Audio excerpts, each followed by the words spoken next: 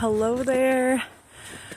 Thanks so much for joining me. My name is Melissa Lemon, and I decided I'm going to do one last video about Ezra's eagle and Daniel, because we just had an election and I've watched a few YouTube videos, two of them saying Ezra's eagle is dead and two of them saying no, it's not.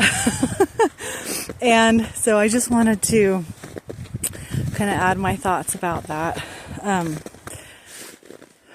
My first thought is biblical prophecy is never dead. So I know some people don't believe that the Apocrypha is part of the Bible, but let me reassure you that it was very much part of the Bible until the late 1800s. So consider that for a moment, that it was a part of the Bible when the Pilgrims crossed the Atlantic Ocean. I think that is huge, because the Pilgrims came to America because of religious persecution and I'd say religious limitations. And you know, when they were able to have their own Bible in their own hands, that really empowered them to make a change and to decide to go on this crazy adventure, you know, that hundreds of people died in the Pilgrims coming to America phase of the world. And I think that's something so important to remember. And for those people who are Latter-day Saints, like I am, the Apocrypha was still in the Bible when the church was restored in the early 1800s. In the early to mid 1800s, when the church was restored and just getting started, the Apocrypha was in the Bible. It was Bible prophecy. And I think we're kind of lucky in that we had a prophet who went and asked the Lord, like, what is the deal with this Apocrypha? And you can go read about that, what the Lord said about that in Doctrine and Covenants. But I just wanted to mention that, like, you know, what is said about the Apocrypha is that it has good things in it and some interpolations of man. And I want to talk about that phrase for a second, interpolations of man, because I think it's interesting. I think that the Old Testament still contains interpolations of man.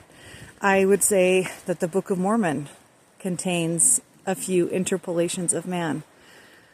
I can't say and believe with my heart that the New Testament does, but the other two I can say that I do believe that. So, you know, do we throw a whole book of scripture out because it was written by an imperfect person who had their own thoughts and opinions? No, we don't. So anyway, sorry for being sassy. That's just my thought about that. But the other thing I wanted to say about this, the Apocrypha being taken out of the Bible, I wanted to say, consider the source and consider the motivation. So, the Church of England is the branch or the organization who threw out or who decided to remove the Apocrypha from the Bible. And consider the source. I would encourage you to do some research about the Church of England. Remember, it would have been the Church of England persecuting people that made the Pilgrims cross the ocean and try to find some religious freedom. Keep that in mind, but there are some other things in the history of the Church of England that I think you would find interesting in learning about if you really wanted to consider the source of who did this. And the other thing is consider the motivation.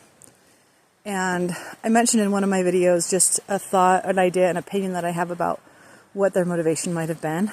And I'm not going to mention that again, but that's something I like to do when I'm considering something that has been done, is what was the reasoning behind it? What was the real true motivation? Not what were we told? And remember, like, when God tells Joseph Smith about the Apocrypha, he's not talking about why the Church of England took it out. He's just telling Joseph straight about the Apocrypha, like direct from the Lord. He doesn't comment on the Church of England and why they did what they did. I'm encouraging you to go think about that. Why did the Church of England take it out, what would their motivation have been for taking that out? Again, I mentioned that in one of my other videos, I believe, but I'm not going to talk about it. I want you to go figure it out for yourself. So as far as Ezra's Eagle, what happened with the latest election, I think, was kind of a surprise to people who believe in Ezra's Eagle. And this is what I would encourage people to do. Embrace the surprise and consider that it might all be part of, well, it is all part of God's plan. It's all part, it wasn't a surprise to him what happened in the election, even though it surprised us. It didn't turn out how we thought it was going to turn out. It wasn't a surprise to the Lord. And I feel like I can't say specifically the things I was wanting to say about Daniel. So I will say I highly encourage you to study the book of Daniel in the Old Testament in correlation with the Ezra's Eagle prophecy and 2nd Esdras of the Apocrypha. I talk about my thoughts there, my thoughts about the book of Daniel in my other Daniel videos. I would encourage you to watch those. And the thing I wanted to just want to give a little hint. I don't feel like I can go into specifics. I think that the number 4, just pay attention to how many times that is in the book of Daniel. How many times it comes up. It comes up over and over and over again. And the number 4 is also significant, I believe, in the Ezra's Eagle prophecy. Anyway, I would encourage you to kind of figure out how those two are correlated, because we were told in the Apocrypha, in 2nd Esdras, I believe, that the prophecies of Ezra, aka Esdras, they go along with the book of Daniel. And so I would encourage you to do that. And that's all I'm going to say about that. Ezra's Eagle is not dead, because biblical prophecy is never dead. It has either already happened or it will happen. It's biblical prophecy. So that's what I believe. And that's just all I wanted to say about that. So thank you so much for watching. It's freezing, so I'm going to put my glove back on and resume my hike in my beautiful mountains. So we'll see you next time. Bye.